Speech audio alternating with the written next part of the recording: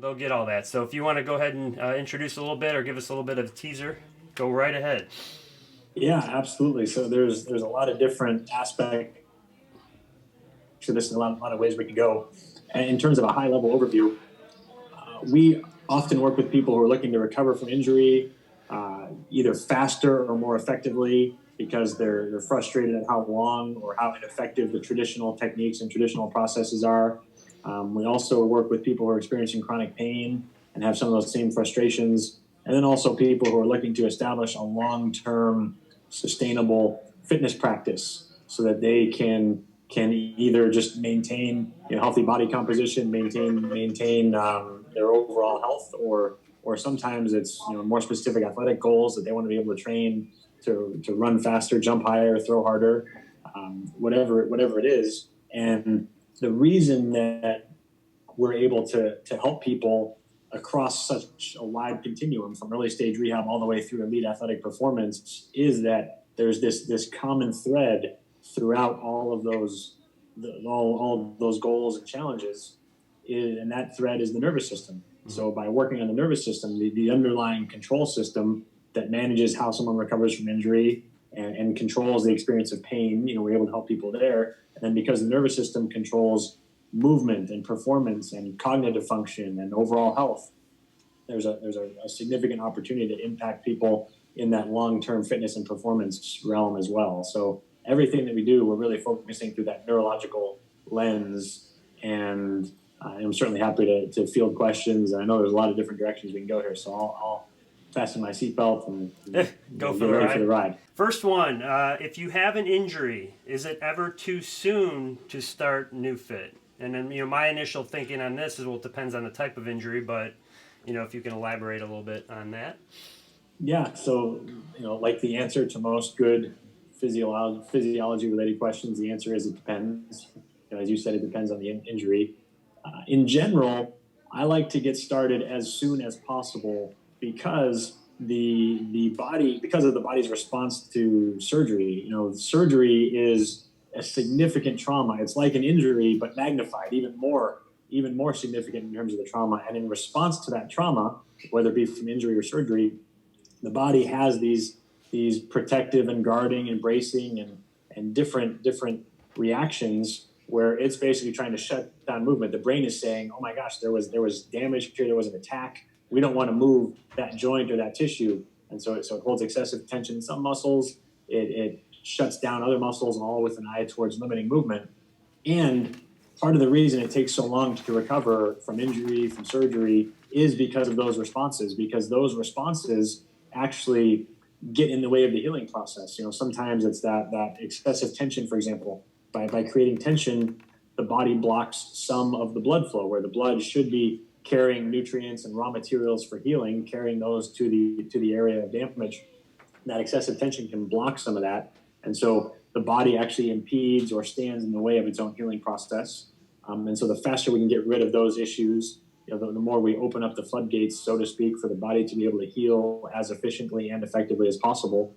And then a lot of times after injuries or surgeries, there's an issue where if you have an inhibitory signal going to muscles to shut them down, to not contract, that signal is going for a long enough period of time, atrophy will happen. And if your muscles, if they atrophy a lot more on the front end, right after you're recovering from an injury or surgery, then the whole process becomes a lot longer because you have to spend more time and effort on the back end rebuilding that muscle. Whereas if you're able to use the newbie right after that injury or surgery, you can start to get some more activity in those muscles. You can reduce the amount of atrophy, which makes the overall recovery process more efficient and more effective. And there are times when we want to start, like after ACL surgery, we want to start 24 to 48 hours afterwards. Mm-hmm. And that seems like, some people might be uncomfortable with that concept, but what we're doing is, gentle stimulation in the beginning, non-weight bearing in the beginning, just trying to increase blood flow, trying to start to break through just a little bit of those protective neurological patterns. And then we ramp up, in a very safe, methodical way. So it's not like we're just going, 100% effort, overloading everything from day one. No, it can be a scaled process. and we can definitely work within the constraints of whatever limitations are imposed after injury or surgery. You know, if the doctor says, hey, you shouldn't be weight bearing, or, you know, you just had a hernia surgery, a low back surgery, you shouldn't be lifting anything over 5 pounds, and we can do all of our work and still honor that requirement where they're not going to be lifting anything over 5 pounds. And so I'd say we just want to do the best we can in the situation that we're in and find the way that we can add value to the overall process. That's awesome. And actually, I have a good story. I had a patient had a meniscus surgery, so he was, I think, 4 days out. He came to us first visit. Weight bearing is tolerated, so he had no restrictions, but limping significantly coming in. Did, you know, the normal treatment. I was kind of limited, but because he still had, you know, the openings from the portals from the surgery. So I said, well, let's go ahead and, you know, trust the process, as Garrett always says. And we did the mapping, found some hot spots, but did the treatment, and he left actually walking normal, and he could not believe coming in so significant of a, you know, limp to walking basically normal out. Was just like, he was blown away. And he had his other knee done at some point, and he's like, it took me weeks to get to this level, and I'm already there in one session. So, you know, I firmly, you know, I see it all the time still, so it's great. And I think that, oh, go ahead, Jason. I was just going to add to that as a follow-up question. I know people were curious as to the healing process is obviously expedited with the Neufit, but is there certain percentage or something that you would say in terms of like what that may be possible, or in terms of beating those markers that we normally see? That's a great question. So this is something where, you know, we have research going on, and I think very soon, you know, in the next year or two, we'll be able to point to a study and say, hey, based on this, you know, we've seen an average of 30 to 40% accelerated recovery in this area, or 20% here, or 70% here. So we'll be able to say that in general, we definitely see time and again, very consistently, that this approach helps accelerate the recovery process, and it works on a couple different levels. So like Joe said, you know, there's an example where he has a patient who was limping, and you know, they had taken care of the you know, structural piece, the injury, and then repaired the surgery, but there's still this functional piece there where the body, you know, is protecting, guarding, and things like that. And by working on that, one, he was able to obviously restore normal movement right away, and that accelerates the process, because the more time, just like with atrophy, you know, the more time someone spends in those aberrant or dysfunctional movement patterns on the front end, the harder the process is on the back end in order to retrain those, you know, to break that limp, that compensation that he has. So doing that sooner also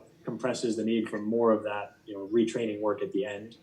And that's one of those things where, like Joe mentioned, that patient said, you know, he was amazed that he was able to make that progress in one session, whereas it had taken him a few weeks to reach that milestone, you know, in a different context. Yeah. And that's a lot of that is because, you know, these patterns are neurological, and when you take a physical approach or an output-based approach, and you say, oh, I'm just going to try to load this leg more.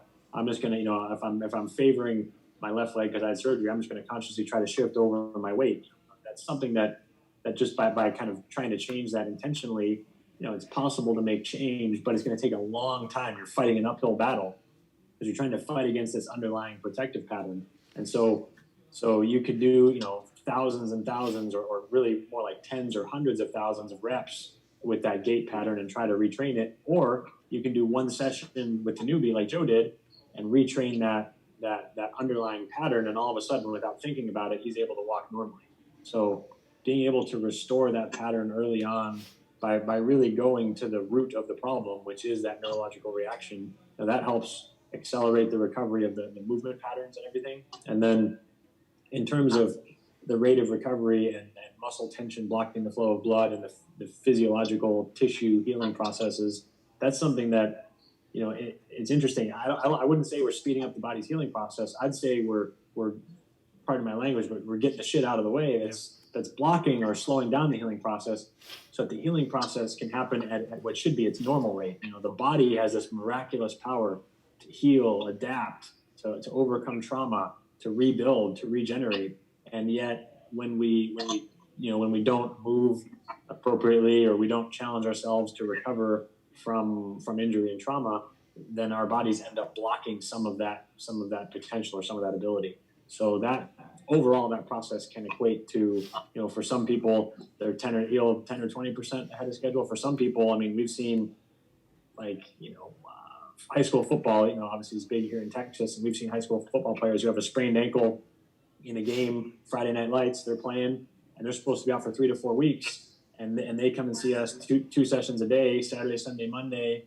They're back out on the field Tuesday or Wednesday, so it's 3 or 4 weeks down to 3 or 4 days. So we see some that are 80% faster, and it's a matter of getting the statistics and figuring out where the averages are. But we see a lot that are on that dramatic side.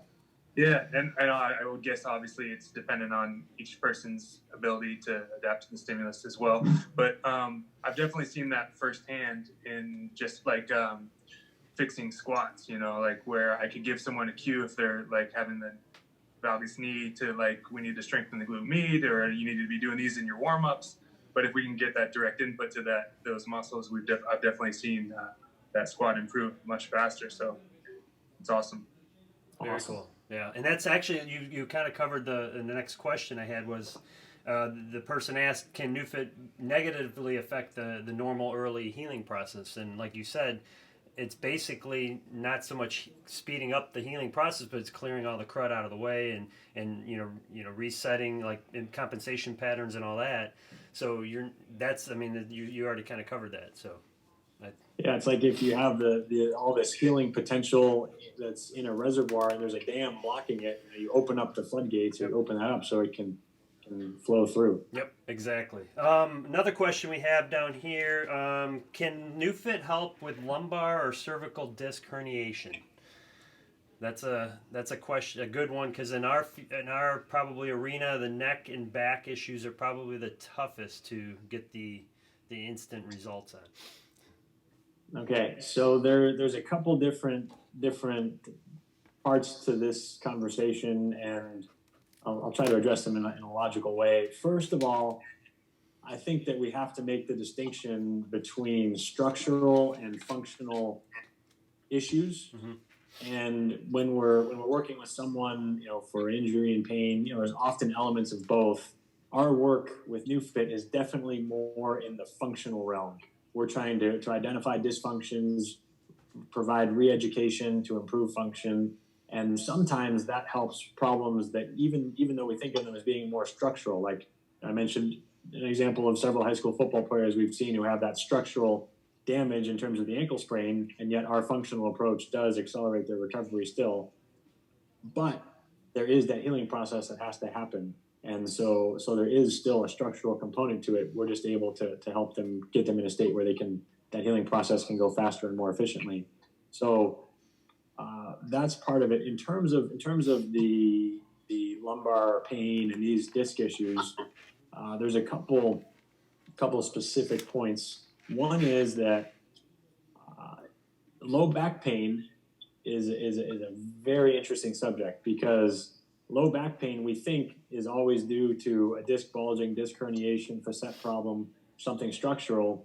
But low back pain is, like, for instance, there was a study commissioned by a large company that was concerned with the number of days that employees were missing, days of work being missed because of low back pain. And so they commissioned a study to figure out what it was. Was it ergonomics? Was it the amount of time they spent sitting or standing? Was it the amount of time they traveled? They were trying to figure out what it was that was the biggest contributing factor to the low back pain, so they could try to fix it. Was it their job activities? Whatever. And it turned out that the number one determining factor of the prevalence of low back pain, number one, was actually job dissatisfaction. Yeah. People who had more dissatisfaction with their jobs had more back pain. Not what the company was looking for, but at least it gave them some avenue to be able to address employees in a different way. And so we want to try to figure out what the cause of low back pain is, where there are people who have like numerous studies that show something like 30% of people in their 30s, something like 50% of people in their 50s have disc bulges or herniations that show up on MRIs and yet are totally asymptomatic. And so there are times when back pain is is not necessarily due to the structural thing that shows up on the MRI. And so our functional approach of finding where this perception of threat exists within the nervous system, which is triggering the brain to create the pain signal, and going through our process is able to help sometimes without addressing the structural component at all. I want to mention that because that's kind of a different take on it. And I just want to be clear that, pain does not always mean physical damage. Physical damage does not always lead to pain.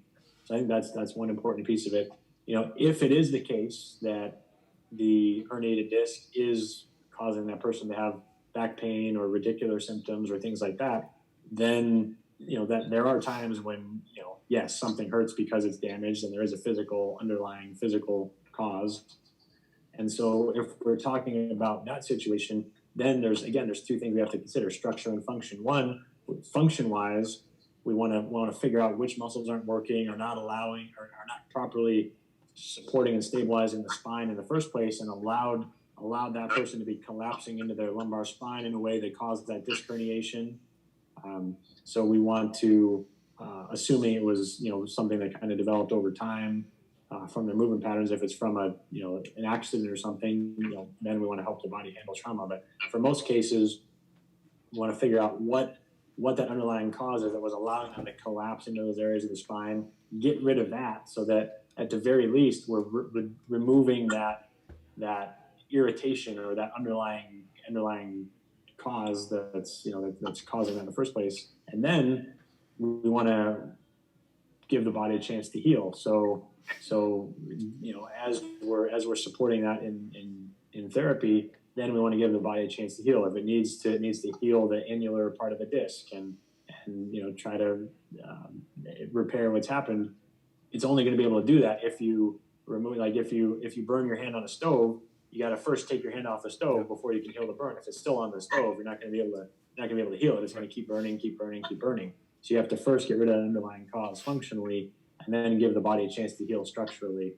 And that's where, and then further increasing blood flow and things like that can help. And for discs, gentle bouncing on stability balls can be good, because that mechanical compression is usually what gets the nutrients into discs. And so different things like that come into play. But it's a very rich topic. There's a lot of different pieces to that. Absolutely. And actually, real quick, we do EMG nerve conduction studies here now. And actually, since I've been in the course to become board certified, I've learned and have studied patients that the majority of them that come in that had actual MRIs with positive findings like a herniation or bulge, most of them, I would say in almost like 90% of them actually, when I do the test, then do not actually have a so-called radiculopathy. That's not where the problem actually is caused. So even though MRIs are showing it, there's a lot of patients that actually do not need that surgery. There's some other structural issue going on or movement pattern or whatnot. So that's what we've seen. So it goes right along with what you're saying. It's perfect. Yeah, it's such an interesting topic. Oh gosh, yeah. Yeah, I wanted to. First of all, I love that answer. I think that's why so many people's progressions are so different, is because so much has to do with their neurological adaptations to it. But going on to that subject, could you could speak a little bit about the neurological reboot or reset, and in terms of how that might decrease overall stress and help people who are maybe struggling mentally through all this quarantine and staying at home? So that's the specific technique that we call it a master reset. Yeah, absolutely. So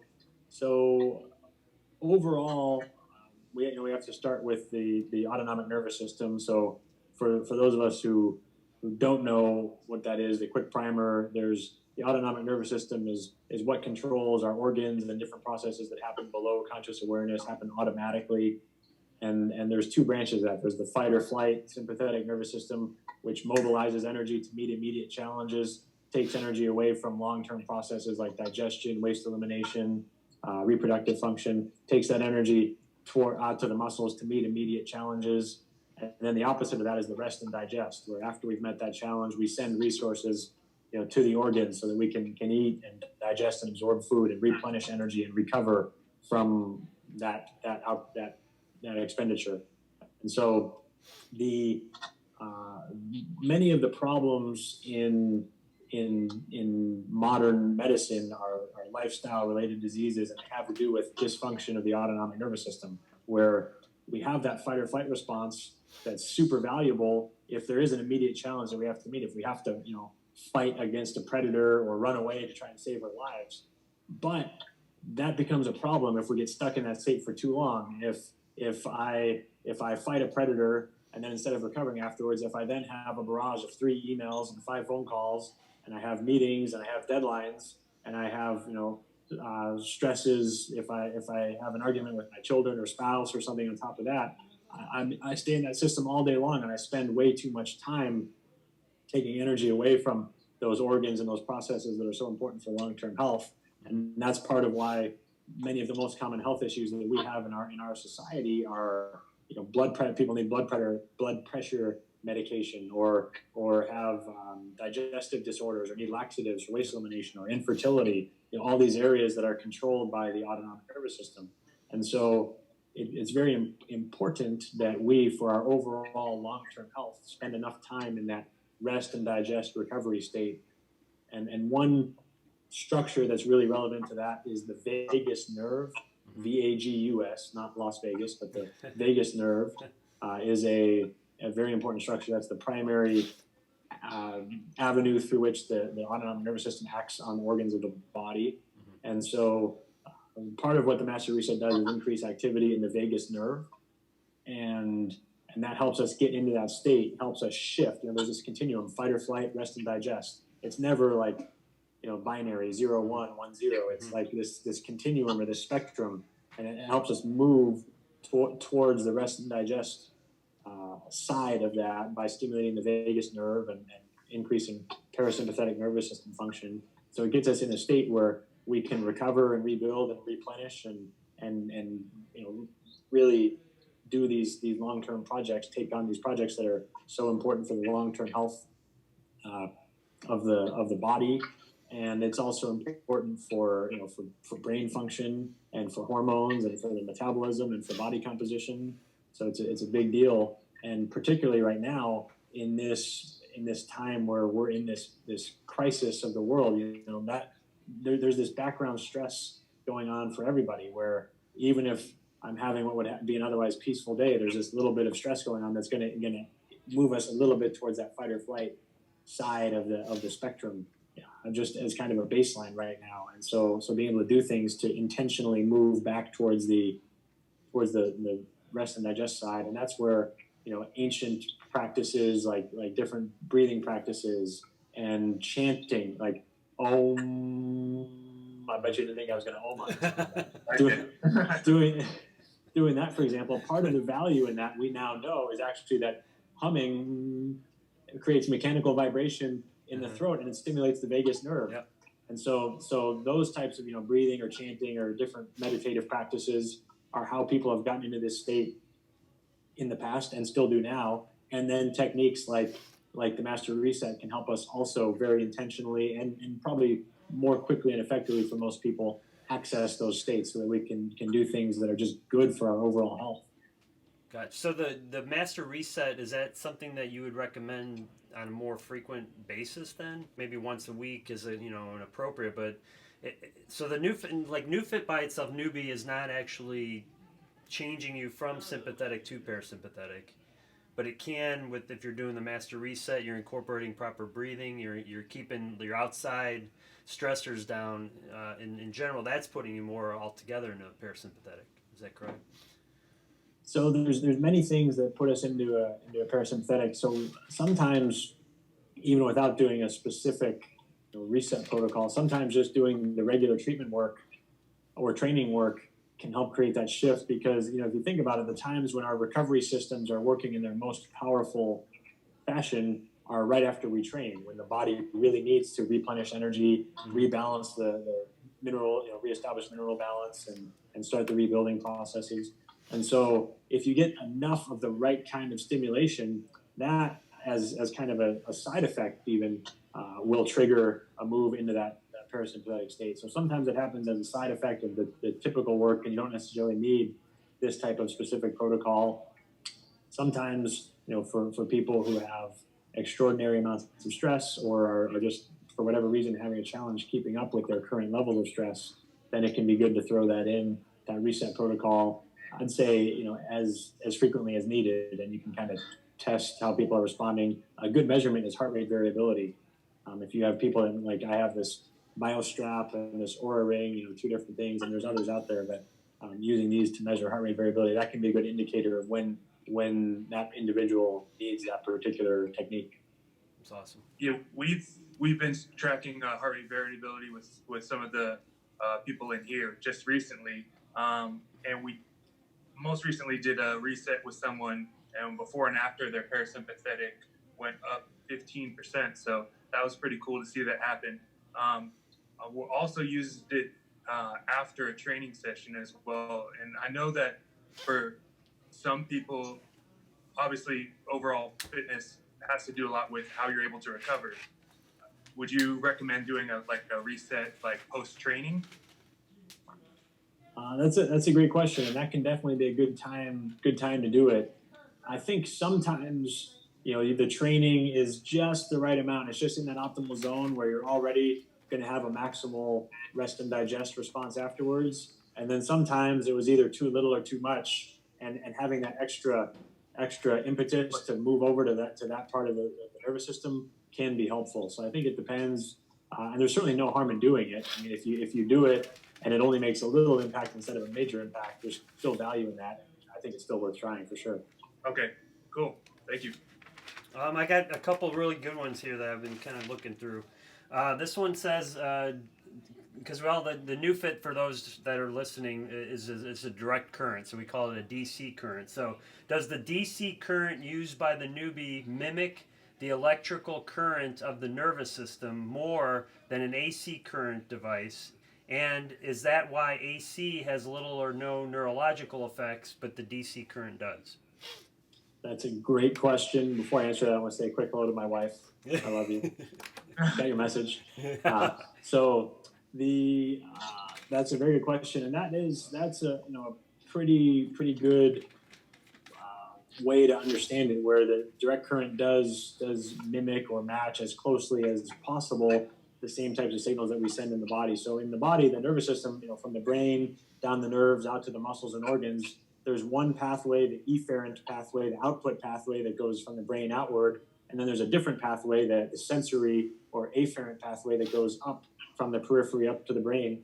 And each of those pathways only goes in one direction. So the nervous system works on direct current, and it has separate pathways for each direction.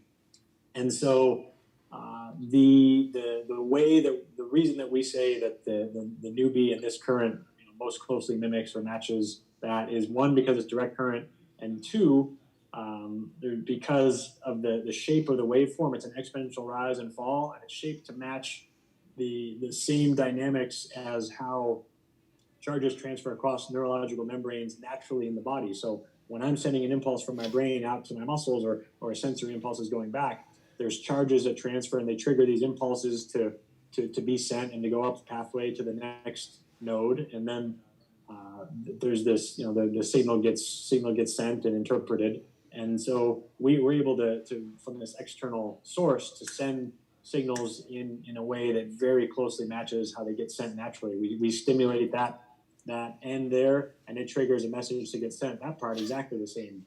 And so the key to that is a couple different things. One is because of the shape of the waveform and how it matches that, there's a lot less stinging and burning of the skin and different things there, and it's a more comfortable, more pleasant experience. In terms of direct current versus alternating current, that part is probably the biggest distinction. Where alternating current, as that signal goes back and forth, it actually triggers these what's called co-contractions, where you get the muscle on one side of the joint, then the other side, one side, other side, one side, other side. So it's like if you're driving a car, hitting the throttle and the brake pedal at the same time, you're resisting your own movements. You're literally having to expend extra energy just to overcome that resistance. So it's less efficient, can create more stiffness, where instead of being able to bend but not break and being more pliable, instead we become more stiff and more likely to break. And so with alternating current, you create this, when you turn it up to a high enough level to really make a difference, you create this co-contraction where the muscles are fighting against each other, and you actually end up training, the wrong types of movement patterns. So that's one of the biggest distinctions there in terms of AC and DC. The newbie is not the only direct current modality. I would suggest that it's the best out there. I would say by a wide margin. But there are some other direct current modalities, and you just can't get them as high because they have some of the issues where historically with direct current, you'd be stinging and burning the skin. And so being able to use particular carrier frequencies that allow us to get that current to penetrate through the skin and other layers of tissue as deeply as possible, get that signal down with as little discomfort as possible so it can be delivered where it's needed. So it's a couple distinctions there. No, that's good. That's perfect. That makes complete sense. Jason, anything more on that one, or I can move on? Okay, here's a good one, because this one we talk about when we map a patient. So when we get a person on the table or a client, and we do the mapping process. Now, with the mapping process, we're looking for what we call like a misfiring going on, or what we determine, is there an active muscle or overactive muscle or an underactive muscle, and how does the newbie differentiate that? So if a muscle's not contracting enough, or if one's that's overcompensating or overcontracting, or is it not able to pick that difference? We're just finding 2 points that are just misfiring together. That's a great question. So in more traditional movement evaluation, yes, it does matter if something is overly contracted, creating excessive tension, or not able to contract as much, and there's still value in that, and we can, through the mapping process, start to build a narrative. However, what we're really looking at is one level higher. We're looking at dysfunction more generally, and we're looking at where specifically where the brain and nervous system are actively limiting the body. So we might have 100 pounds of strength available to us if we actually tapped into like what our muscles could do, but the brain might be governing and limiting that to only 50%, for example, because that patient is injured and their brain doesn't want them to create too much movement in that injured area, or because of bad habits that have been developed over time. And so what we want to do with mapping is find where those limitations are actively being imposed on the body, and teach the brain and nervous system to lift off those limitations. Like if it's hitting down on the brake pedal, lift the foot off the brake first. So we want to first tap into what's already there, and then we can work on building the capacity of the whole system. But the biggest thing that we're looking for is wherever those protective patterns are present, because weakness and stiffness are both ultimately protective patterns within the body, where if there's instability around a joint, for example, the body will create stiffness to try to reinforce it, and it will contract muscles, and so they can be overly contracted. And likewise, like we talked about earlier, if there's trauma in an area, the brain will inhibit or shut down some of those muscles, again, as kind of a protective mechanism. And just to give you an idea of some of the examples, like we've been filming some content here today, so we do muscle tests all the time. Are these backwards, or can you see these? No, they're actually forwards. No, we can see it. Yeah. Okay, good. So we were doing a test on a subject here where we had, for example, we did a test on her tibialis posterior, and it was 71 pounds of force on the right side, the non-injured side, 41 pounds of force on the left side when we first started. And then in a few minutes of doing interventions, we went from 49, then we went to 67. So we increased 26 pounds of force. And I mean, like over 50% improvement, over 50% improvement in the span of a few minutes. And that happened not because, we were able to get her to build new muscle or have some crazy adaptation, in just a few minutes. It's an impossibly short period of time to do that. We were able to do that because she already had that 67 pounds of force available to her. She was just blocking herself from expressing it. And so we just, instead of changing the hardware, we just changed that software pattern to enable her to be able to express it. And the beautiful thing about this, and what the listeners who are listening on, this could be a person, and she probably was pain free. It was probably right, or she didn't have, when you were manual muscle testing that movement, it wasn't painful. Let's put it that way. Right. Right. It wasn't painful. It was just weak, and it was that in an ankle, and she actually had some pain in the knee. So it wasn't even in an area that seemed related, but it was definitely some dysfunction. And lo and behold, working on that helped her with the knee and helped her with other things too. And that's what we try and tell, like, just our athletes in general. They if they come in, they're not even in pain. They have no pain. But we still tell them, like, we need to still map you. We need to see what's going on inside there, because for us to really retrain you and maximize your athletic performance level, we have to break down those barriers, so to say. Yeah, that's a good question as well. I was going to add on to that is, like, what would you suggest to screen proactively for someone who's not in pain, but obviously will probably have some dysfunction that could lead to future pain? That's an awesome question, and ultimately, I think that's one of the greatest gifts of this type of work. One of the greatest gifts we can give somebody, because it's wonderful to help someone recover from an injury, but if you could prevent that from ever happening in the first place, oh my gosh, that's amazing. You save all that time and effort and trauma and upset and everything. And the same process that we do when we're treating, finding those dysfunctions and correcting them as quickly as possible, that same process that we do in someone who's injured or has some symptoms, we can do that same process in someone who doesn't have any symptoms or isn't injured or seems healthy, because they often too will have some of those same dysfunctions or weaknesses, and they'll show up in our tests just the same way, even though they haven't yet, pushed themselves to the point where those become exposed or manifest as symptoms. Doing that same process first can identify and improve weaknesses. And if the whole system is at this level, but there's these one or two weak links that are down here, bringing those up is kind of like low-hanging fruit. We can make some very quick changes, like they're 26 pounds of force in a few minutes in one muscle, over 50% stronger. Picking up those weak links first allows us to have this healthy baseline, which often means some degree of improvement, and then from there, that more typical long-term approach where we're looking for different adaptations to build up the whole system, then we would kind of shift gears into that. But really starting the same way and looking for the same types of dysfunctions is what I would encourage, and where we've seen a lot of value. So, relating to why it's perfect time to have you on here is during this COVID-19. As you've probably seen, as well at social media, there's a lot of people that are having to do their own thing now. They're not being, watched as closely. I mean, there's some virtual teaching going on, but they're doing workouts in different environments, and their bodies are changing, maybe in a negative way, and they don't realize it yet. So our thought, with using the Neufit system is possibly, once we're able to leave the home again and go return to, a gym or, whatnot, we could bring in these athletes and maybe just do like screenings on them. So use the Neufit, check, the body for misfiring points, and then go from there to see, and give them the option, say, hey, this is where your limitation is, and this is how, instead of going right back into sport and creating injury, what do you think on that line?